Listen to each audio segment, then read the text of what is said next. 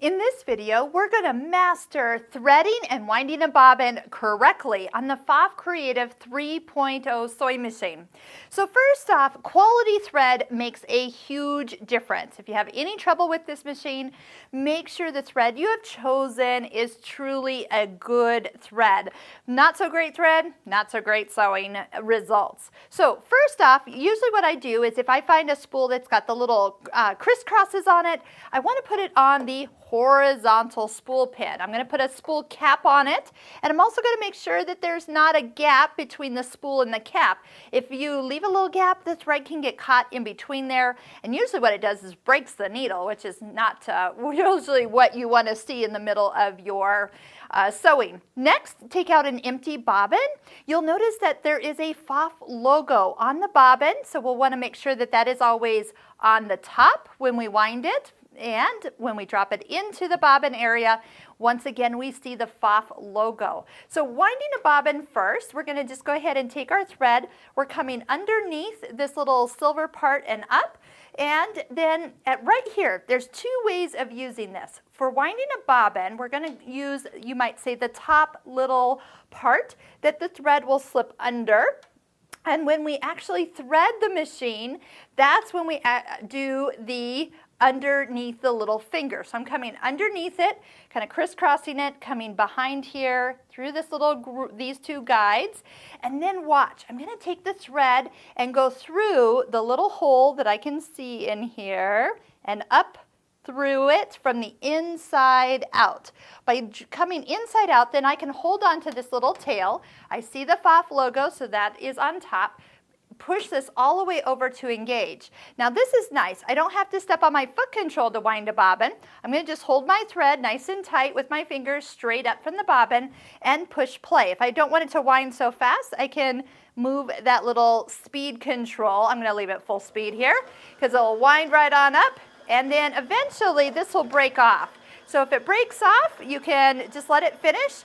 It will stop when it is full. To fill all the way up as to the edge, like to your liking. There, it stops spinning.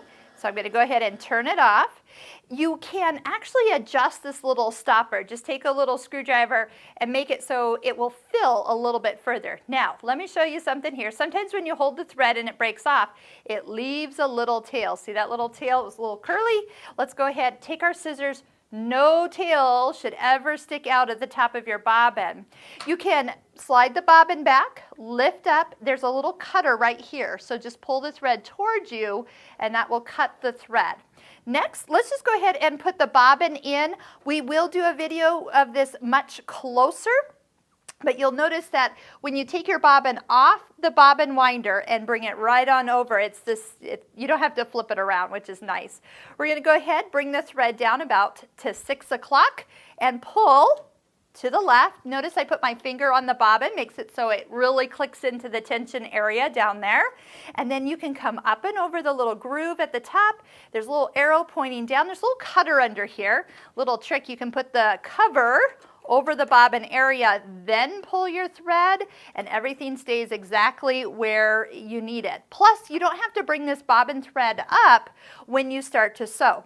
So let's take our thread, we undo the little bobbin pre-tensioner. We went around, it's almost like his little hat here. Take it out. Now we're going to go underneath the little finger from the back towards me.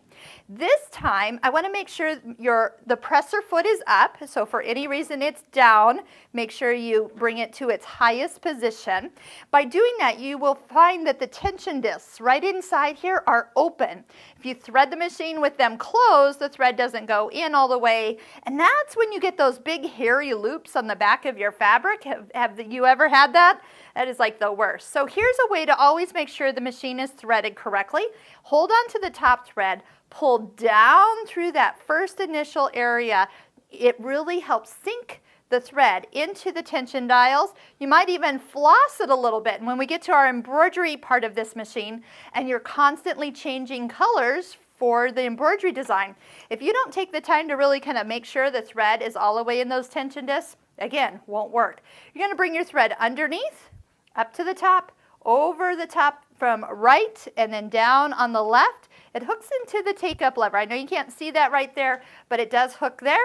You have a guide at the top of the needle, and you have a needle threader. Again, we will get you some nice close-up videos and some tricks for having your needle threader working 100% of the time.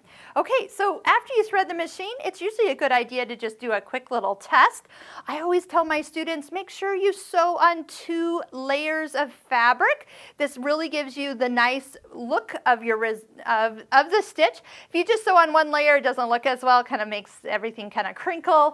So 2 layers at all times, and all you have to do is step on your foot control, the foot lowers, takes a couple locking stitches, and away you go. When you're done, you can use the thread snips, the little scissor button on the front of the machine.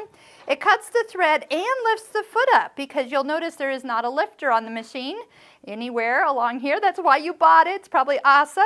And I can see that I have the same stitch on the front as I do on the back, so I know that we have threaded this machine correctly, as well as put the bobbin in. So now we are ready to start getting into this machine and figuring out all the buttons, stitches, and features on the color touch screen.